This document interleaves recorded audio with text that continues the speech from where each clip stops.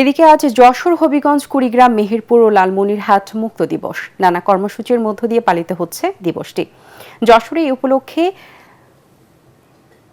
Town hall ময়দানে জাতীয় সঙ্গীত পরিবেশন ও জাতীয় পতাকা উত্তোলনের মাধ্যমে দিবসের সূচনা করা হয়। পতাকা উত্তোলন করেন জেলা প্রশাসক মোহাম্মদ আশিক হাসান। পরে একটি র্যালি শহরের গুরুত্বপূর্ণ সড়ক প্রদক্ষিণ করে। হবিগঞ্জের র্যালি, আলোচনা সভা, পতাকা উত্তোলন ও জাতির শ্রেষ্ঠ সন্তানদের প্রতি শ্রদ্ধা নিবেদনের মাধ্যমে হবিগঞ্জ মুক্ত দিবস উদযাপন করা হয়। র্যালিতে জেলা প্রশাসক আবু হাসনাত মোহাম্মদ আরেফিন ও পুলিশ সুপার ইয়াসমিন খাতুন সহ জেলার মুক্তিযোদ্ধারা অংশ নেন।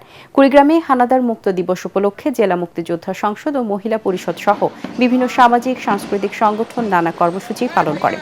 মেহেরপুরে জেলা প্রশাসনের পক্ষ থেকে শহরের কলেজ মোড়ে অবস্থিত স্মৃতিসৌধতে পুষ্পার্ঘ্যের মধ্য দিয়ে জাতীয় শ্রেষ্ঠ সন্তানদের স্মরণ করা হয়। জেলা প্রশাসক ডক্টর সৈয়দ এনামুল কবির সহ অন্যান্যরা এ সময় উপস্থিত ছিলেন। লালমনিরহাট হানাদার মুক্ত দিবস উপলক্ষে সকালে লালমনিরহাট রেলের গণকবরে শ্রদ্ধা নিবেদন, জিয়ারত ও বিশেষ দোয়া করা হয়। জেলা প্রশাসক HM রকিব হায়দার সহ মুক্তিযোদ্ধারা উপস্থিত ছিলেন।